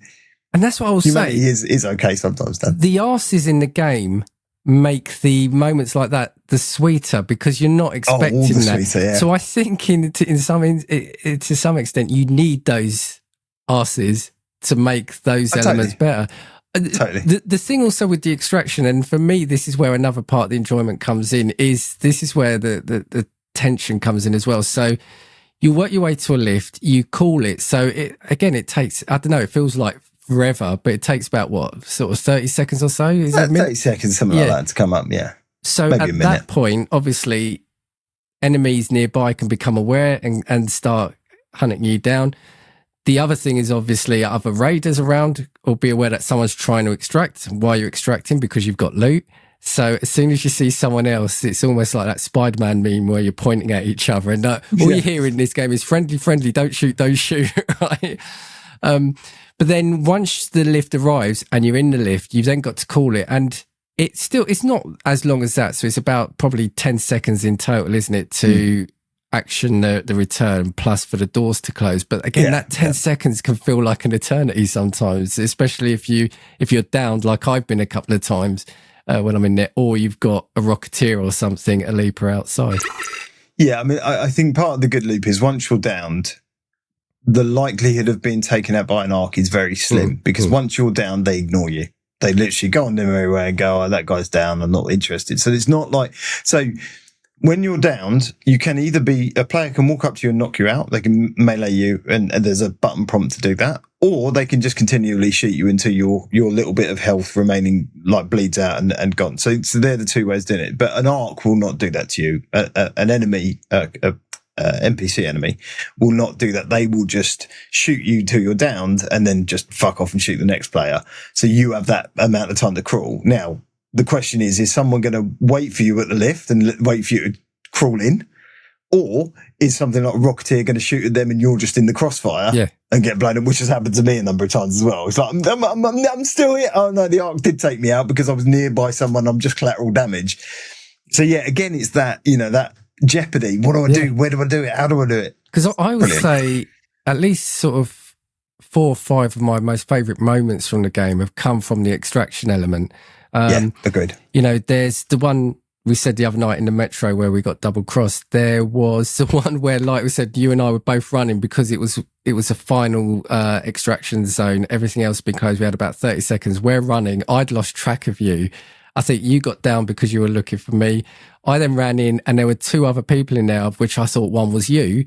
So I'd relaxed, and then they revived me because I got downed, and then I'm like, damn, we made it. And you're like, no, I didn't. You're like, no. Something weird happened on that map, because that also, the clock ran out on my timer before yours did. But I'm still convinced someone knocked me out by the lift. I'm still convinced someone just twatted me and went, nah, you're done. Not letting you extract. There's been a few times where I've been downed outside, and like you said, you know, what you said is right. The Ark won't come for you, but it still doesn't take away the stress, because your energy is obviously depleting and you've got to get in. So the amount of times where I've done that, I've called the lift and I've put myself on the top of the door, so as it drops, I'm closer to the manual. What happened the one I sent you the video of was hilarious, where I've made a run. I'm on my own because I was playing solo, which stresses me out more. So I made a run. I'm in there. As I'm calling for the extraction fully, I see another person come in. So I back off calling the instruction, because I thought, hold on, I want to see if they start shooting at me. So that delayed me a few seconds. I saw they went to the console. I thought, brilliant, I'll go back. I think it was a Rocketeer outside decides it's had enough of me. I think it was chasing the other person, launches a rocket at the lift, which blows me out of the lift, right? Downs me, knocks me out of the lift as the guy has called the lift. So I'm now trying to crawl as the lift door is moving up, and the guy's turned around and seen it. He goes, quick, hurry up, get in. And I'm like, I'm trying, and I didn't make it. It's amazing how many rounds we're playing solo, people end up as lift concierges, just going, are you coming in? Can you go? And everyone going, hold the lift. Because that's another thing we haven't mentioned. So the way that communication works in this game, obviously you have your usual thing like pings when you're in groups, and you can, you group chat when you're in a team. But what you also have is, what's the word I'm looking for, Dan? Proximity chat. Proximity chat. So you can hold down on the crossbar, and you can essentially say, you can talk to other players who are within a certain vicinity. And what's quite funny, you can often hear them if they're a floor above you, or if and some people just walk around with it on all the time, just going, dun, dun, dun, dun, dun, dun, dun, dun, and obviously the Ark can hear this stuff as well. They can, the Ark reactor sound more than anything, and the sound design we will get onto because it's phenomenal. But so when something happens, you'll quite often another raider will be talking to you or asking you things, or you can do the same, and or you can use emotes like "don't shoot" or "hey raider" or. But yeah, I had one the other day. Someone was following me around the map, just going, "Do you have mushrooms? Have you got mushrooms? Do you have mushrooms? I need mushrooms." I'm like, I haven't got any fucking mushrooms. Like, if I haven't responded to you or dropped a mushroom for you, I don't have mushrooms for you. It's it is brilliant. And again, when you hear that voice, it does stress you out. But it was just to say how fun they've made the extraction element. Again, because you've ultimately got three components. You've got get to the extraction, call the extraction, and then complete the extraction. Yeah. Just a couple more design things I wanted to talk about. So one is they were initially looking to put boss fights in.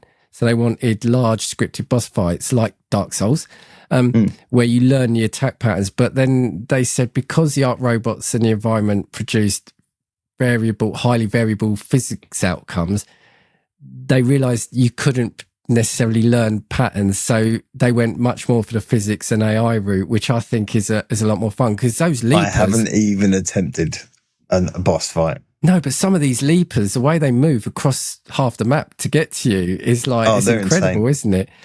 Those things are insane, albeit very easy to take out if you know the tactic. Yeah, it's the larger. So yeah.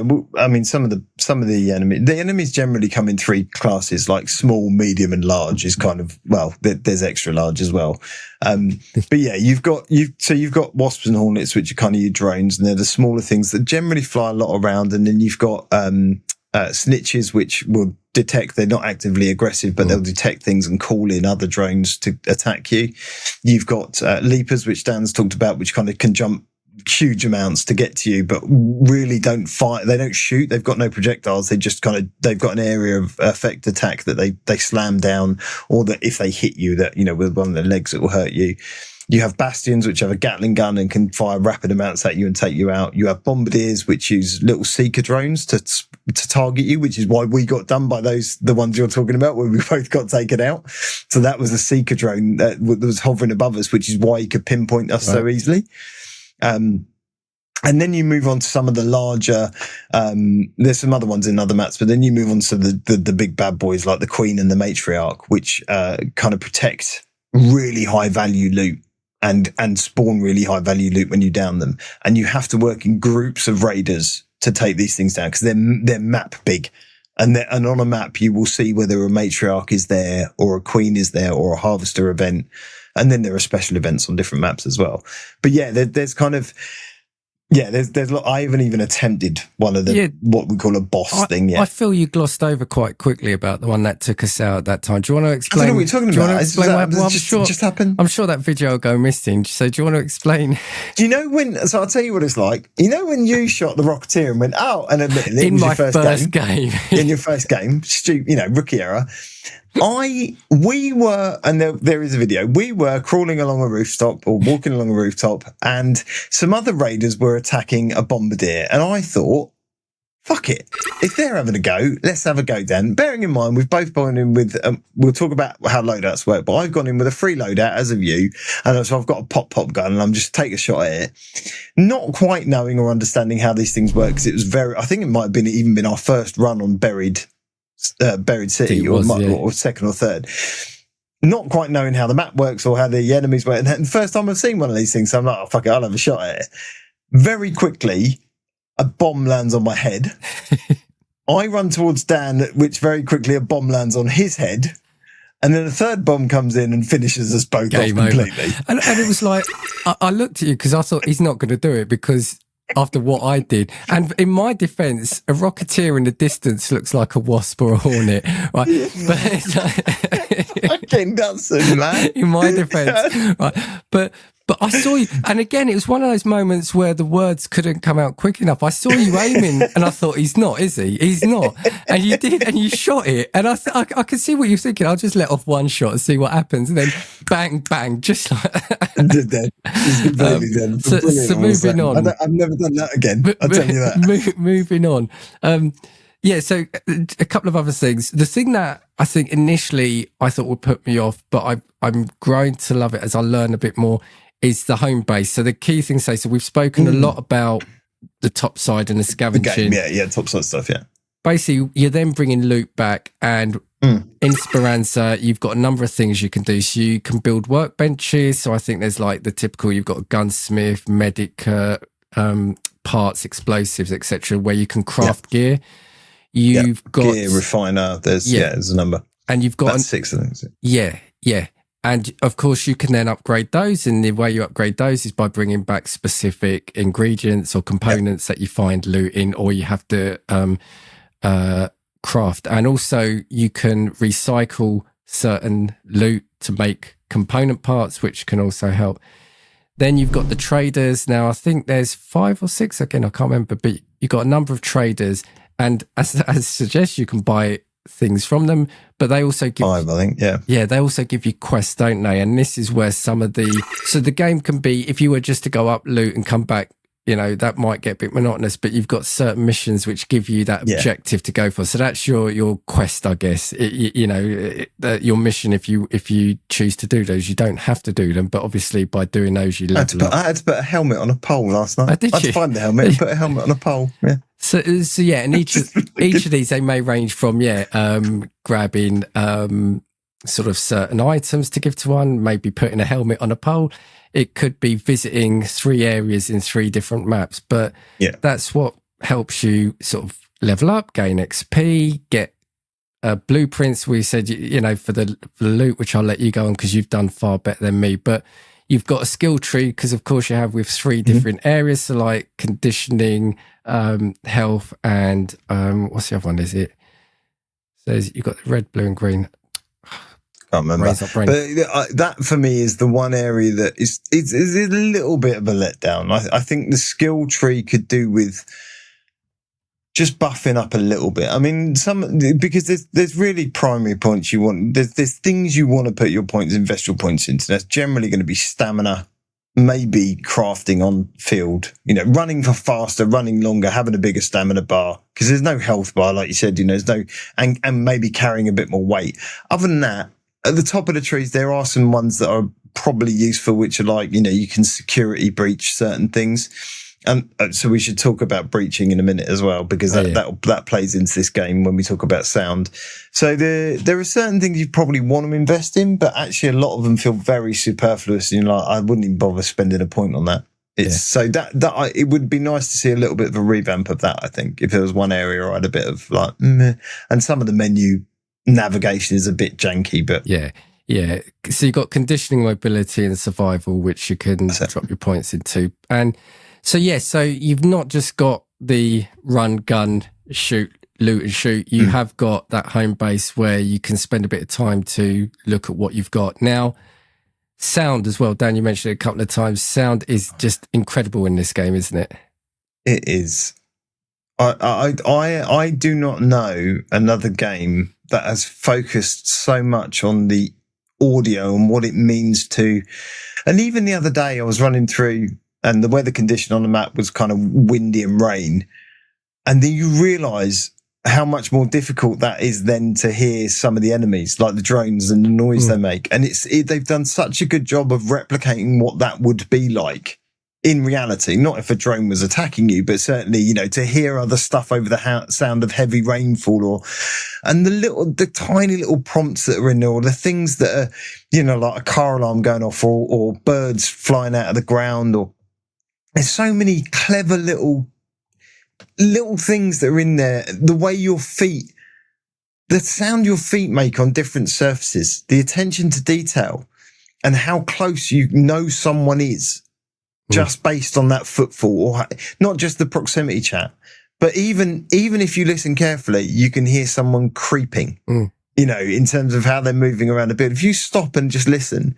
And so there's a real trick to either running or sprinting or just jogging or walking, and again, the way that plays out and the way the tensity around kind of going, oh, do I run around here? Or because it's really loud and echoey, or do I gently walk, or do I crouch? And that's not even talking about how you loot. So when you loot, you have two options: search, which is a thing doesn't need to be broken open to look into.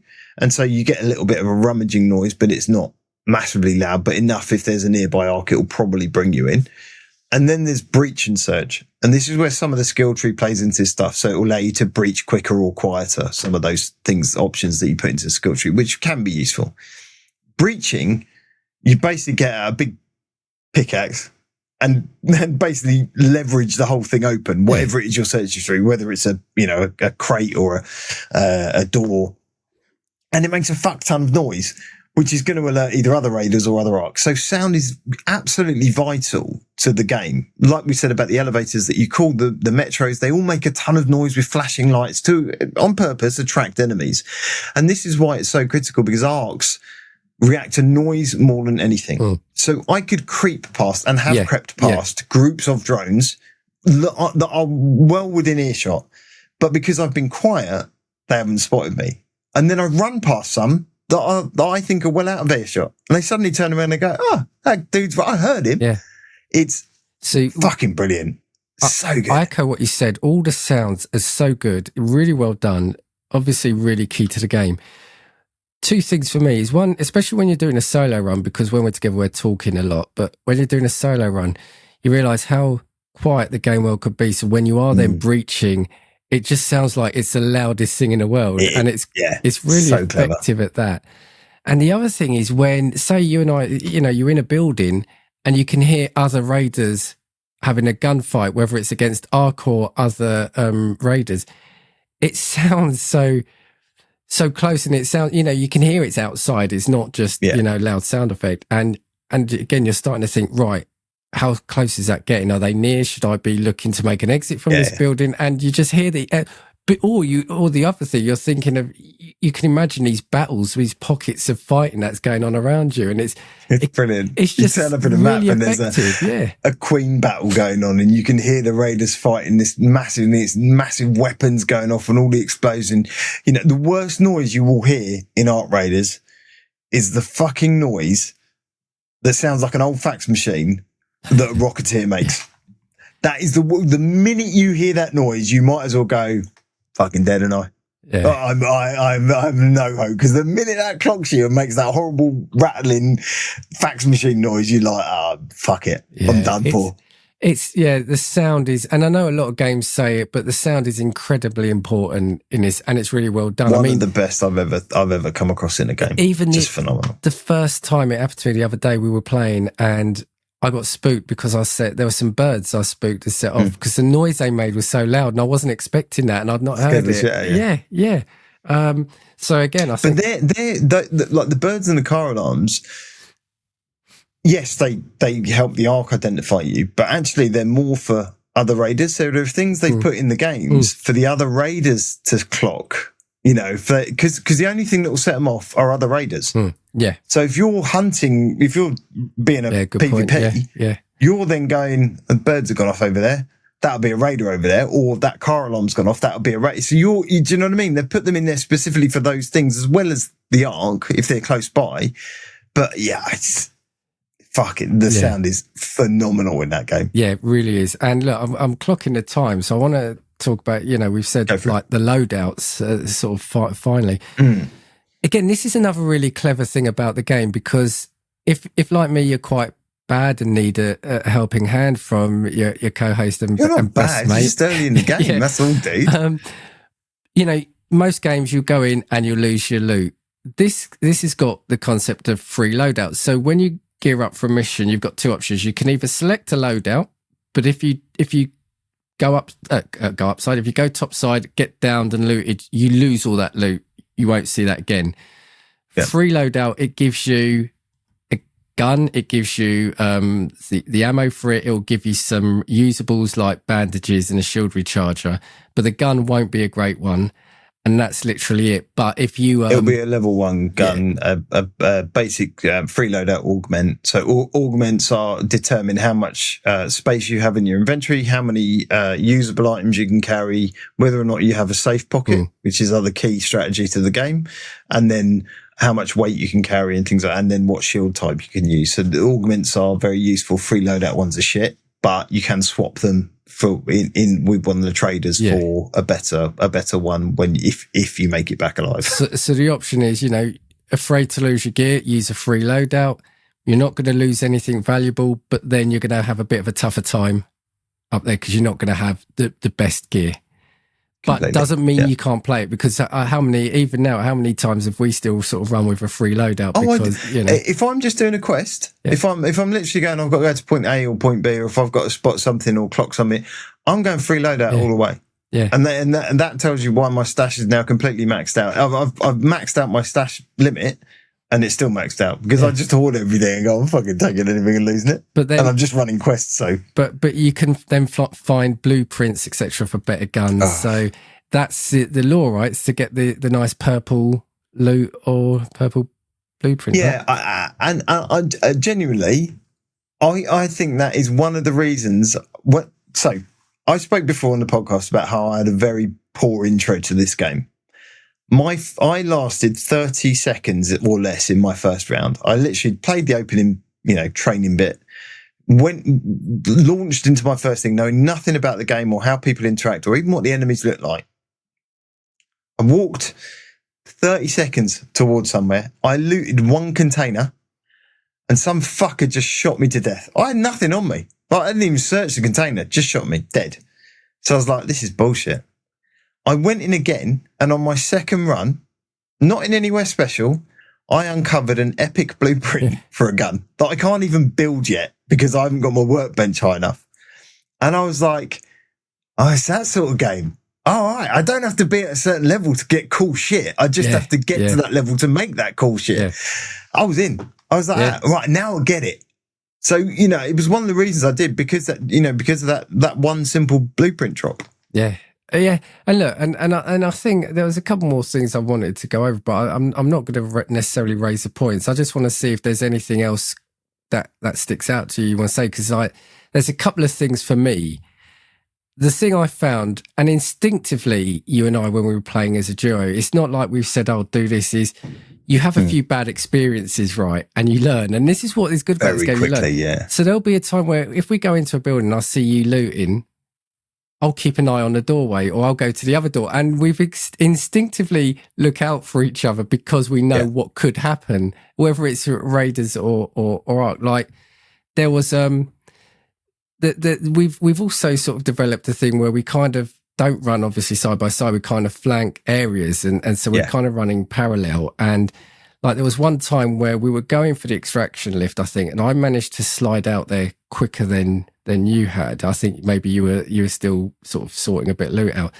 Then as you were trying to come out, there was a guy on the roof opposite sniping at you, hit you, right? What's that? So I then turned around, and because he's not seen me, I've then been able to line up a shot to take him or to damage him. So I saw his shields go down, so he quickly ran away, and I said to you, come out. And it's those bits of teamwork that this game doesn't tell you to do. And we'd not said, right, that's how we're going to play it, but you instinctively kind of fall into a rhythm. You learn very quickly the need to cover each other's backs, unlike just looking out for number one, which again is very easy to do, particularly when you've done as many solo runs as I have. You just kind of go, well, so that was the other thing for me. I never wanted to play this game solo. Like when I did my first couple of runs, even though I found that blueprint, I was like, fucking shit. And that's when I said to you, I think you should get it and we'll have a go. And I think it would be your sort of game. And then we found out you had it on Family Library and we played that game. And that's kind of how we got into it. I don't know if I'd be playing it had I done that, because I think I'd have given up on the solo runs. Now, fucking love a solo run. Yeah. Like the level of confidence you get from successfully completing these things time and time again, whether it's with a free loadout because I'm doing a quest, or whether it's because I'm after something specific and I go in with a loadout of mine. And I'll tell you the other game changing thing for me, the minute I found that anvil, the minute I was able to craft an anvil and use that handgun, not the best gun in the game, not the most powerful gun in the game, but for me, the one that I have the most success with, because for whatever reason I can handle it really well.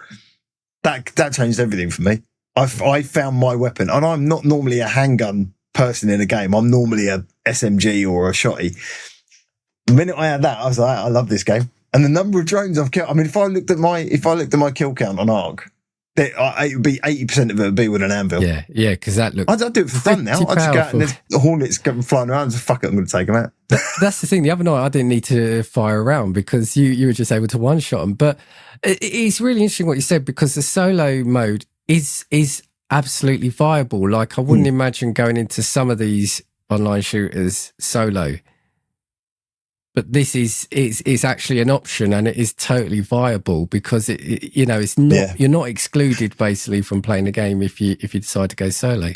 And there's a general rule of thumb, and I think this speaks volumes for humanity, that the solo rounds you're entered with other individual raiders, right? Unless you ask to be entered with duos or trios, you'll only enter with other individual raiders.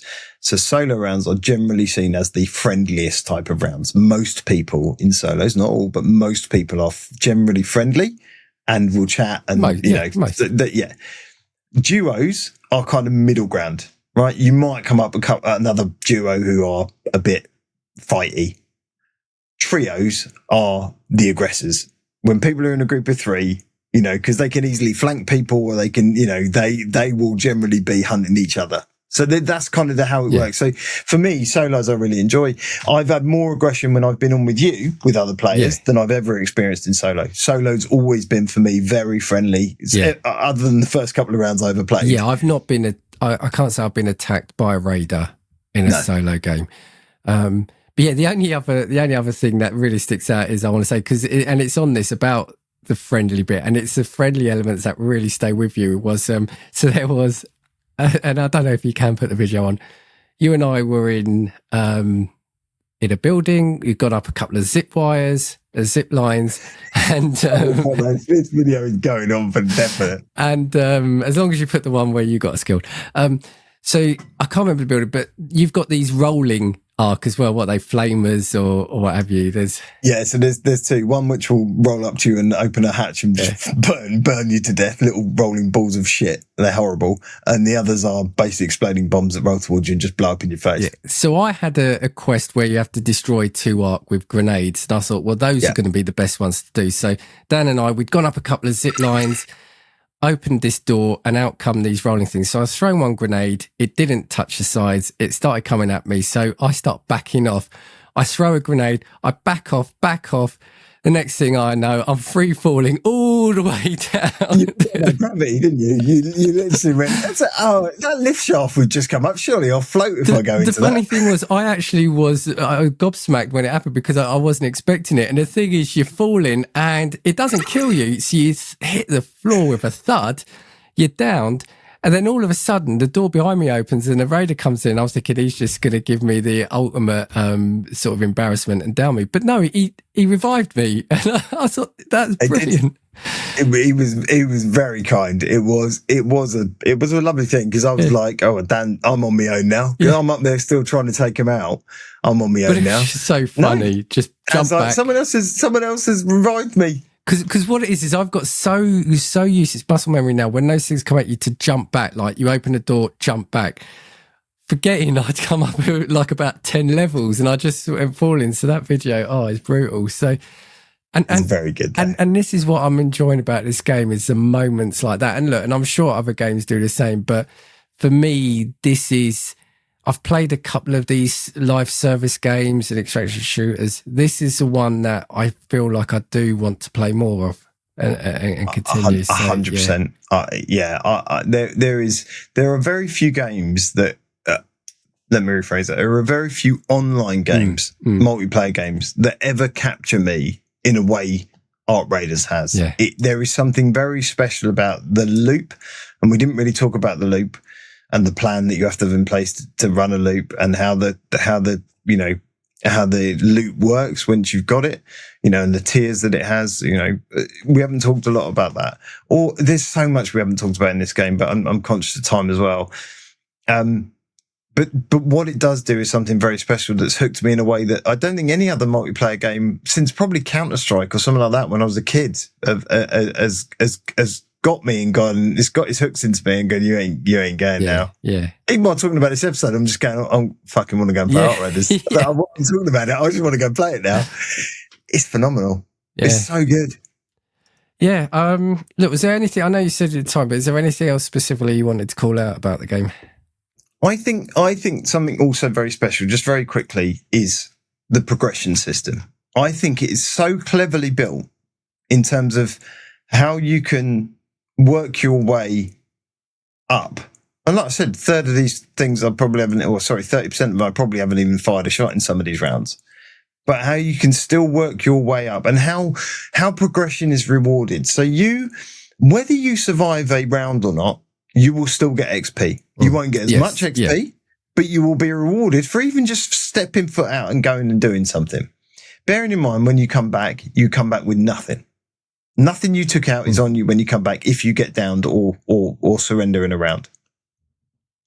If you come back with stuff, the way XP works is you are rewarded for actions you take in a round. That could be killing Ark, damaging Ark, killing another player, damaging another player, opening something, breaching something. Just for searching, you get XP. Yeah.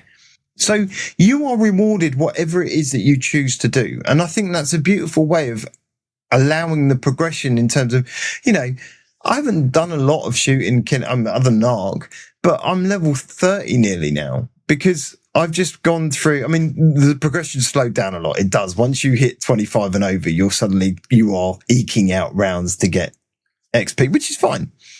But then what they've also done is introduce prestige. So what you can do for every, I think it's 60 days, you can choose to build up a load of stuff and put money into essentially building a caravan for your raider as an individual to go off to foreign lands and do something else.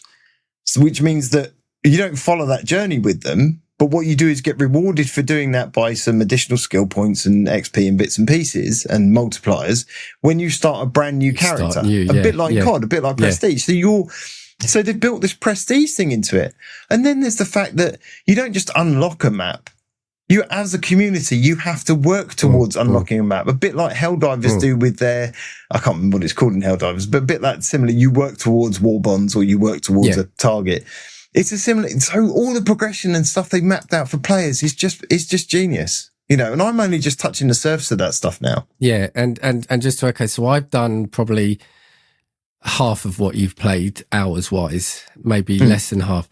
But I'm already level 12, and I very rarely do any gunfire. You know, I'm not at the position where I can take the Ark down like yours. But that's you're absolutely spot on when you say the progression is there. Anyone can progress, even if you just survive up there for 5 minutes and then escape. Totally.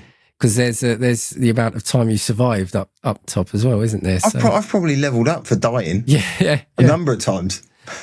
Yeah. So look, there's a lot more we could have said, but I think ultimately we're saying game good, right? Game very good, right? Let us know how you get on. I know, so I know the GCP boys are playing it. I think they've streamed it a couple of times to check their channel out. I know Pete, who watches us, my mate Pete. I've told him if he's ever floating around as a spare on his own, let us know. Oh, please come and join us for a game, Pete. I'd love to try the trio. Yeah, I'd love to try the trio out. Absolutely, yeah. Give us a time and date, and we will be there, my friend. So he was the one. I said to you, he was an Apex Legends addict, and that's all right. I forgive him for that. We can just play this. No, but he is so into this game, and again, it just shows kind of like the catchment that someone who's spent so many years playing that game almost exclusively is now saying how great this one is. So join us. I even played this on the Portal. That's how addicted I am. I was cooking a Sunday roast, and while I was waiting for the roast to cook, I was in the kitchen playing on the Portal. I do have to say, I couldn't connect headphones to it at the time, so it wasn't the best from a sound perspective. I still managed to survive a couple of rounds without getting shot, but you don't get the spatial awareness with the sound. That was the only downside, but ran beautifully. Right, brilliant. And Blur, if you're listening, I'm going to copyright Ark Life before you do. Done. So, there we go. We said it, so it makes it. Right, when's the single out, Dan? When are we releasing the single? I'll do the Phil Daniels bit if you want. Christmas singles. Christmas single, there we Ark go. Life. We're going to get to number one. Look, right. Thank you for putting up with us for the last almost 2 hours. If you want to talk to us about any of the news stories you've heard us talk about, the games we've played, the games you've played, or more importantly, tell us any of your funny or interesting stories about Ark Raiders, drop us a note. You can get us across all social media. Just look for Gaming Views. All that's left for me to say is thank you for listening. Dan, any words from you? I'm going to go and play Ark Raiders. Yeah, we'll see you topside, everyone. Bye-bye.